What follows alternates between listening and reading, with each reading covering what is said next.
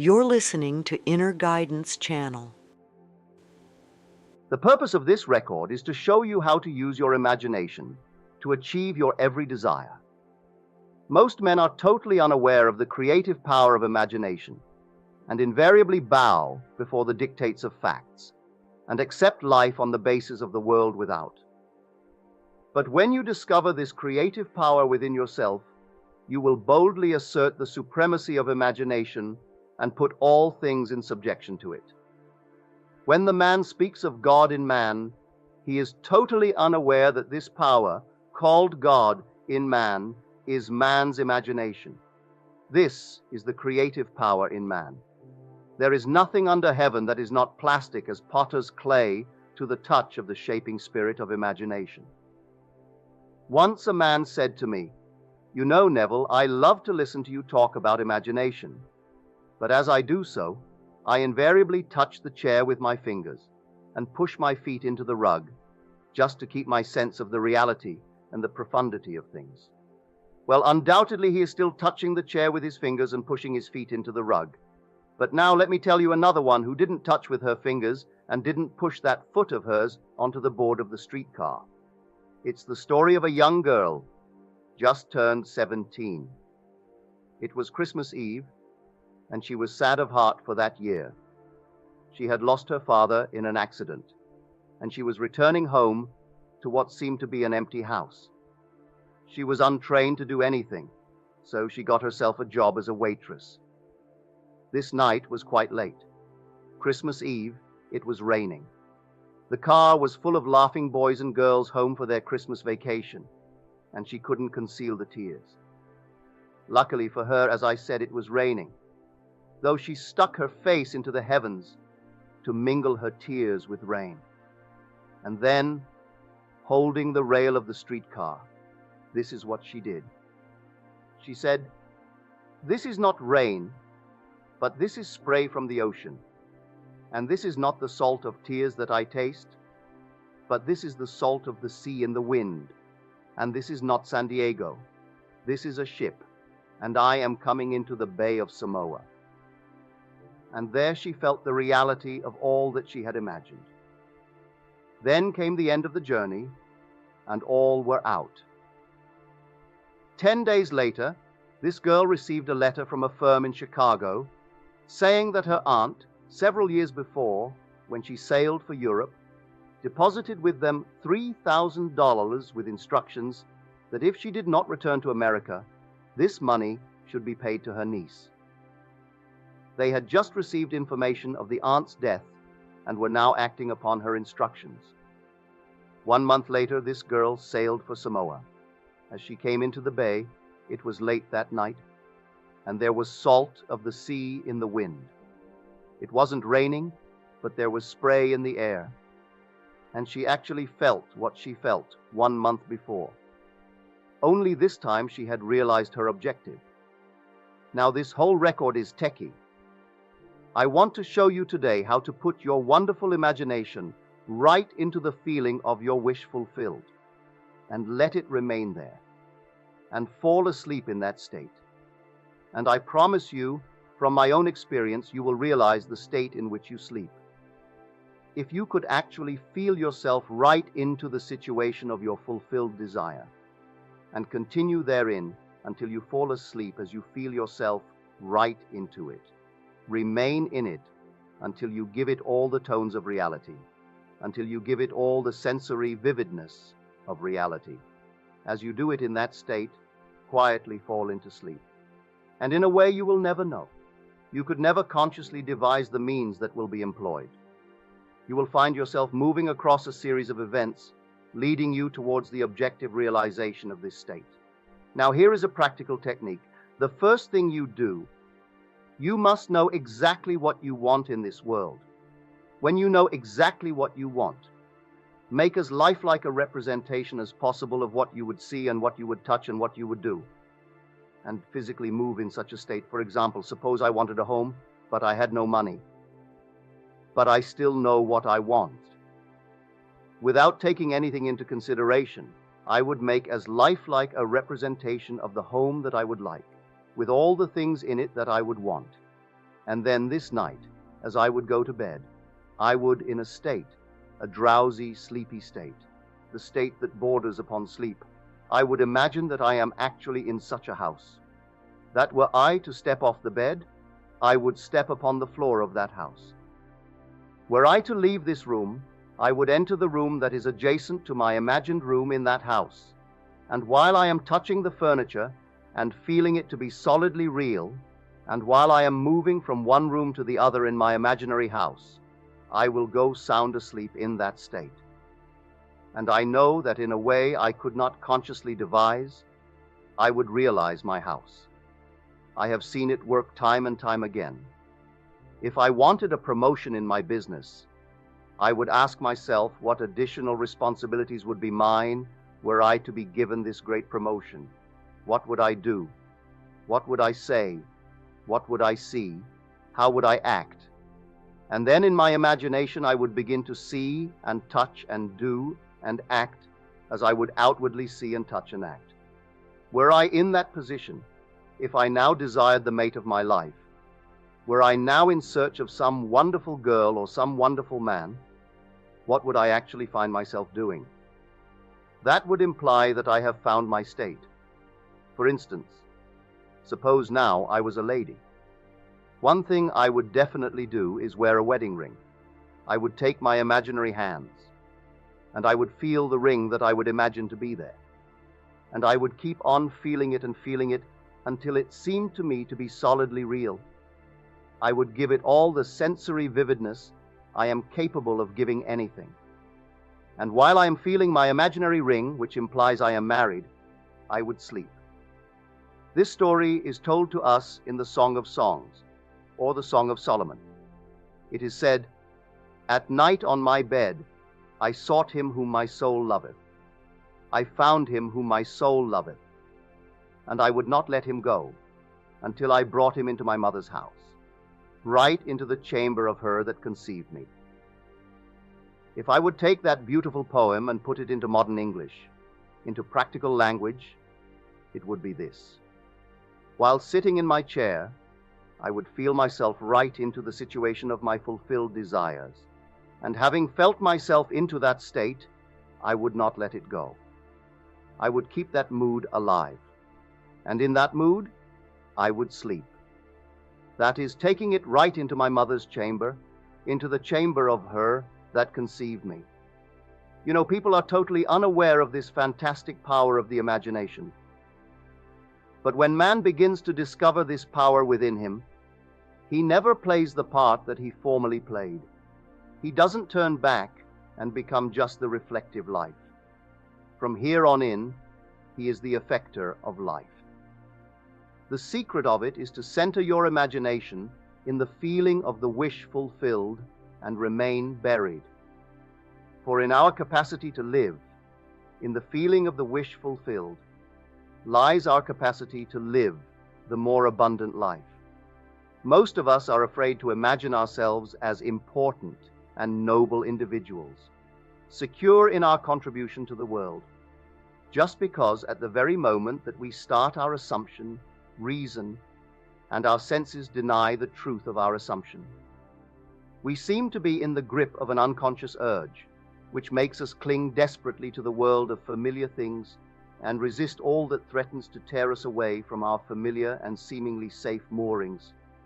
But I appeal to you to try it. If you try it, you will discover this great wisdom of the ancients, for they told it to us in their own strange, wonderful, symbolical form. But unfortunately, you and I misinterpreted their story and took it for history when they intended it as instruction to simply achieve our every objective. You see, imagination puts us inwardly in touch with a world of states. These states are existent. They are present now, but they are mere possibilities while we think of them. But they become overpoweringly real when we think from them and dwell in them. You know, there's a wide difference between thinking of what you want in this world and thinking from what you want. Let me tell you, when I first heard of this strange and wonderful power of the imagination, it was in 1933 in New York City. An old friend of mine taught it to me. He turned to the 14th of John, and this is what he read. In my Father's house are many mansions. If it were not so, I would have told you. I go to prepare a place for you. And if I go and prepare a place for you, I will come again and receive you unto myself, that where I am, there ye may be also. He explained to me that this central character of the Gospels was human imagination. That mansion was not a place in some heavenly house, but simply my desire. If I would make a living representation of the state desired, and then enter that state and abide in that state, I would realize it. At the time, I wanted to make a trip to the island of Barbados in the West Indies, but I had no money. He explained to me that if I would that night, as I slept in New York City, assume that I was sleeping in my earthly father's house in Barbados and go sound asleep in that state, I would realize my trip. Well, I took him at his word and tried for 1 month, night after night. As I fell asleep, I assumed I was sleeping in my father's home in Barbados. At the end of my month, an invitation from my family came, inviting me to spend the winter in Barbados. I sailed for Barbados in the early part of December of that year. From then on, I knew I had found this Savior in myself. The old man told me that it would never fail. Even after it happened, I could hardly believe that it would not have happened anyway. That's how strange this whole thing is.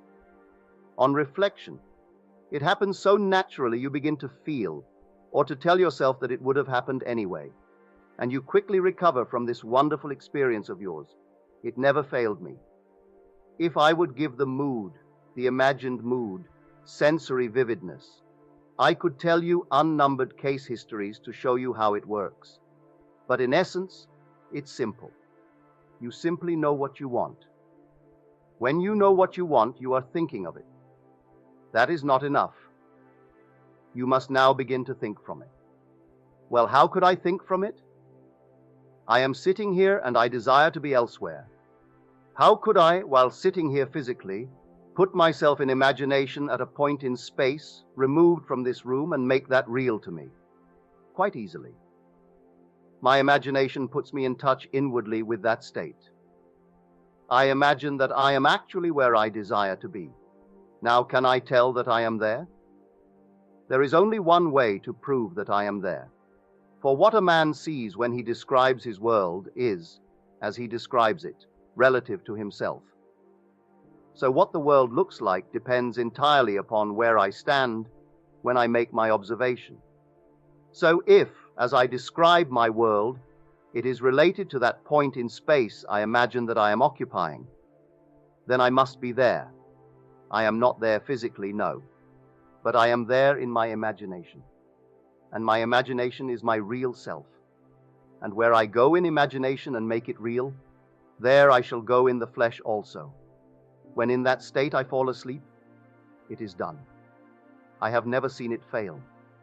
So this is the simple technique on how to use your imagination to realize your every objective. Here is a very healthy and productive exercise for the imagination. Something that you should do daily. Relive the day as you wish you had lived it, revising the scenes to make them conform to your ideals. For instance, suppose today's mail brought disappointing news.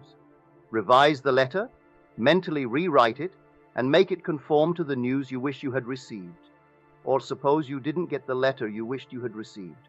Write yourself the letter and imagine that you received such a letter. Let me tell you a story that took place in New York not very long ago. In my audience sat this lady who had heard me numberless times, and I was telling the story of revision. A man, not knowing the power of imagination, goes to sleep at the end of his day, tired and exhausted, accepting as final all the events of the day. And I was trying to show that man should, at that moment before he sleeps, rewrite the entire day and make it conform to the day he wished he had experienced. Here is the way a lady wisely used this law of revision. It appears that 2 years ago, she was ordered out of her daughter-in-law's home. For 2 years, there was no correspondence. She had sent her grandson at least 24 presents in that interval, but not one was ever acknowledged. Having heard the story of revision, this is what she did as she retired. At night, she mentally constructed 2 letters. One she imagined coming from her grandson, and the other from her daughter-in-law. In these letters, they expressed deep affection for her and wondered why she had not called to see them. This she did for 7 consecutive nights, holding in her imaginary hand the letter she imagined she had received, and reading these letters over and over until it aroused within her the satisfaction of having heard. Then she slept. On the 8th day, she received a letter from her daughter-in-law. On the inside, there were 2 letters, one from her grandson and one from her daughter-in-law. They practically duplicated the imaginary letters that this grandmother had written to herself 8 days before. This art of revision can be used in any department of your life. Take the matter of health. Suppose you were ill. Bring before your mind's eye the image of a friend. Put upon that face an expression which implies that he or she sees in you that which you want the whole world to see. Just imagine he is saying to you that he has never seen you look better, and you reply, "I have never felt better." Suppose your foot was injured. Then do this. Construct mentally a drama which implies that you are walking, that you are doing all the things that you would do if the foot was not injured, and do it over and over and over until it takes on the tones of reality. Whenever you do in your imagination that which you would like to do in the outer world, that you will do in the outer world, the one requisite is to arouse your attention in a way, and to such intensity, that you become wholly absorbed in the revised action. You will experience an expansion and refinement of the senses by this imaginative exercise, and eventually achieve vision in the inner world. The abundant life promised us is ours to enjoy now, but not until we have the sense of the Creator as our imagination can we experience it. Persistent imagination, centered in the feeling of the wish fulfilled, is the secret of all successful operations.